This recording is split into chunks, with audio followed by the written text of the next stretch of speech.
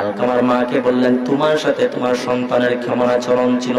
তখন আলকামার মা সঙ্গে সঙ্গে চোখের পানিগুলো ফেলে দিল।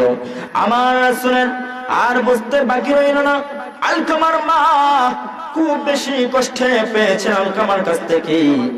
সেই বৃদ্ধা মা চোখের পানিগুলা ফেলে ফেলে বলে, ইয়া রাসূলুল্লাহ, ও ইয়া হাবিবাল্লাহ, নবী গো, আমার সন্তান আলকামা আমার সাথে দুর্ব্যবহার করত, আমার সাথে ভালো আচরণ করত না। ওর বিবির তাবেদার আমাকে বানায় দিছিল, ওর বিবির গোলাম আমাকে বানায় দিছিল। আমার সাথে কোনোদিন আলকামা ভালো ব্যবহার করে না।